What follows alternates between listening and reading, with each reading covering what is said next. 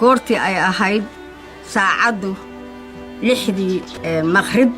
baan waxaan ka soo baxnay guryahayagii oo aad laga xiray meeshaan waa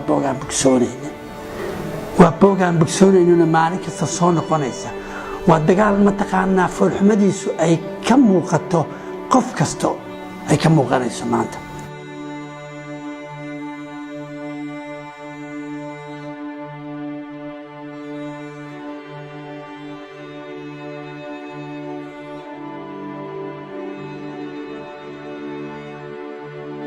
gaalkacyo waa magaalo madaxda gobolka Mudug waxay ku taalaa bartamaha Soomaaliya waa mid ka mid ah magaalooyinka waaweyn ee Soomaaliya ee ay wada degaan beelo Soomaaliyeed oo kala duwan gaalkacyo waxay leedahay muhiimada dhaqaale ayadoo ay ku kala gudbaan badeecadaha ganacsiga ee u kala socda koonfurta bariga waqooyiga Soomaaliya iyo waliba kilinka shanaad ee Itoobiya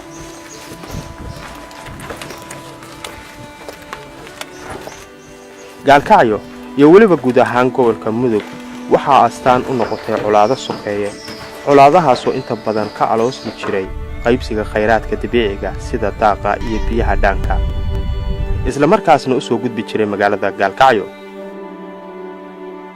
sanadkii 1991 magaalada gaalkacyo waxaa ka dhacay dagaal aad u baaxad weyn kaasoo sababay khasaare naf iyo maalba leh isla markaasna dadkii deganaa gabi ahaan ay ka barakaceen magaalada colaadan waxay soo afjarantay 1993 kadib markii ay kulan nabdeed iskugu yimaadeen hogaamiyayaasha beelaha wadadega gobolka oo ay hurmud u ahaayeen Cabdullaahi Yuusuf Axmed Maxamed Faarax Haydiid iyo Cali Ismaaciil Cabdigiir ayagoo ku kala seexday heshiis xabad joojin iyo wada noolaansho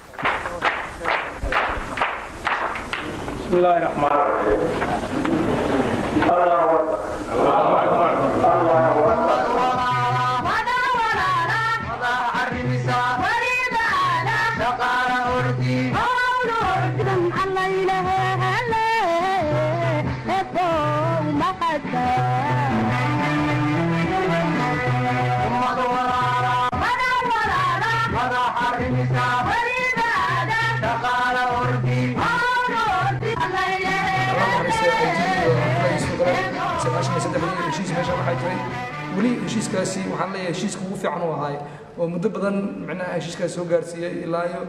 12 sano heshiiskaasi waa heshiis ugu fiican miro dhalay oo lagu joogay gaalkacyo waxay u qaybsan tahay laba qaybood qaybta waqooyi oo hoos timaada maamulka Puntland iyo qaybta koonfureed oo hoos timaada maamulka Galmudug inkastoo aysan ka jirin gaalkacyo nabad buuxda haddana intii ka dambeysay 1993 magaaladu waxay samaysay horumar dhinacyo kala duwan leh sida maalgashi dhaqaale ganacsi tirada dadka iyo wixii la mid ah bishii December ee sanadkii 2015 khilaaf ka dhashay wado laami ah oo laga dhisay qaybo ka mid ah magaalada ayaa sababay inay ka qaraxdo colaad cusub